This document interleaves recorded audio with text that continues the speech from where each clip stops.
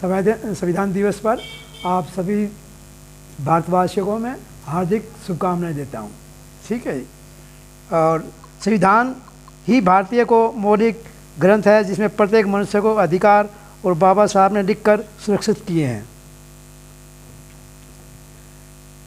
बाबा साहब ने के नाम का उपयोग चाहे वह मनुवादी हो या बाबा साहब के अनुयायी हो सभी बाबा साहब के नाम का उपयोग अपने स्वार्थ की पूर्ति के लिए किया। इन्हें सिर्फ वे बाबा साहब चाहिए जिन्हें संविधान के जातियों के आधार पर आरक्षण दिया। इन्हें वो बाबा साहब चाहिए जिन्हें स्कूली शिक्षा के दौरान शिक्षा के बाहर उस जाति के बच्चों के साथ अलग बैठाया जाता था। फिर भी बाबा साहब उस जाति के बच्चों की परीक्षा में उत्तम श्रेणी में प्राप्त करते थे। वहाँ कोई आरक्षण नहीं था। वे अपनी विविधता टैलेंट के आधार पर आगे बढ़ते थे। इन्हें वे बाबा साहब चाहिए जिन्हें अछूत अप्रसिद्ध जाति के होने के कारण पारसी धर्मशाला में नाम बदल कर रहना पड़ा। पारसी और सच्चाई का पता चलने पर बाबा साहब को बाहर निकाल दिया गया। भारत देश में बाबा साहब के सबसे ज़्यादा विद्वान होने के बावजूद भी हर रास्ते पर उसे जाति रूपी राक्षस से घेर के खड़ा रहता था। बाबा साहब का रास्ता काटता था। मगर इन्हें वे बाबा साहब नहीं चाहिए जिन्हें सम्मान स्वाभिमान जीवन प्राप्त करने के लिए असभ्य बहिष्कृत वर्तमान में संवैधानिक नाम अनुसूचित जाति के लोगों के जातियों को जड़ से उखाड़ फेंकने वाला कहा जाता है। मानवतावादी कहा जाता है, समतावादी कहा जाता है, बौद्ध धर्म को स्वीकार करने को। मगर इन्हें बाबा साहब नहीं चाहिए। इन्हें रोटी के लिए अधिक महत्व सम्मान स्वाभिमान जीवन दिया। बाबा साहब ने बताया कि मनुष्य को दो प्रकार के मुख होती है। एक पेट की भूख, मन अर्थात मानसिक भूख जिसमें सम्मान और स्वाभिमान का जीवन निहित है। पशु और मनुष्य में यही अंतर है।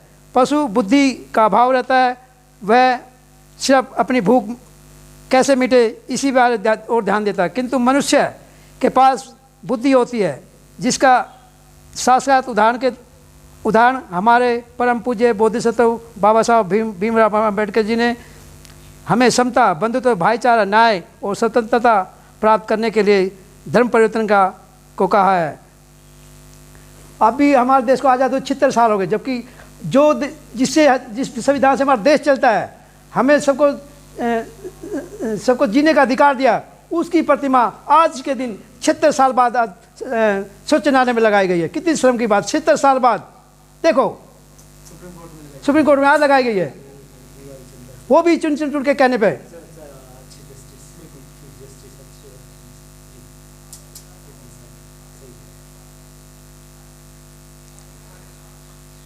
उसी संवैधानिक स्वतंत्रता आज़ादी का उपयोग कर हम सब ने बाबा साहब द्वारा दिखाए गए बौद्ध मार्ग पर भारतीय संविधान के अनुसार अपनाकर अपनी अस्पृश्यता अछूत बहिष्कृत, जिसे संविधान आज अनुसूचित जाति अनुसूचित जनजाति और पिछड़ा वर्ग का दिया गया है। जातियों का त्याग करते हुए पूरी ईमानदारी के साथ बौद्ध धर्म को स्वीकार कर पृथक पहचान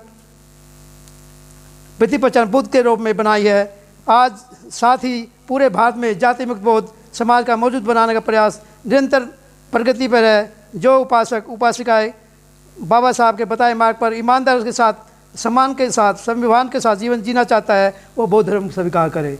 जय भीम, नमो बुद्धाय। कहा है डॉक्टर साहब ने, कास्टीज आर एंटी-नेशनल। बाबा साहब क्या कहते हैं? ये जातियां राष्ट्र विरोधी हैं। ये जातियां राष्ट्र विरोधी हैं। बाबा साहब ये देखो ये क्या करें, एक कोटेशन पढ़ना बेटा कोई भी, ये चलो मैं पढ़ूँ एक मिनट। बाबा साहब क्या करें, डॉक्टर साहब क्या करें? कास्टीज आर एंटी-नेशनल। ये जातियां राष्ट्र विरोधी हैं। In the first place because they bring about separation in social life, क्योंकि वो सामाजिक जीवन में पहले अर्थ में वो सामाजिक जीवन में अलगाव लाती हैं। दे आर एंटी नेशनल, वो इसलिए भी राष्ट्र विरोधी हैं क्योंकि बिकॉज दे जनरेट जेलियसी, क्योंकि वो पैदा करती है ईर्ष्या एंड एंटीपैथी और वेमनेस बिटवीन कास्ट एंड कास्ट। तो जातियाँ कितना नुकसान करती हैं, फिर भी हम जातियों को दोहन कर रहे हैं और जातियों में रह करके हम ब्राह्मणवादी विश्व वृक्ष को फल फूला रहे हैं। उस विश्व वृक्ष को, ब्राह्मणवादी जो असमानता का विश्व वृक्ष है, उसको फलवित कर रहे हैं। ये तो बाबा साहब कास्टलेस इंडिया की बात कर रहे हैं, बाबा साहब बौद्ध धर्म की बात कर रहे हैं, पूरे संसार में समानता हो, बंधुता हो, भाईचारा हो, ये बात कर रहे हैं। कोई भी इस बारे में और कोई बोले, नहीं तो फिर ये हम समापन की ओर हैं। कोई बोलना चाहता है, कोई बोले, नहीं तो फिर कोई बोलना चाहता है, नहीं। देखो ऐसे नहीं, ऐसे संविधान व्यवस्था इस तरह नहीं, ये बोलना है तो फटाफट आइए। दुनिया ने कोई तैयार किया था क्या? वो परी ने क्या तैयार किया था? कविता, काव्य और बेटी तन्ने ने किया था, बोलना बोल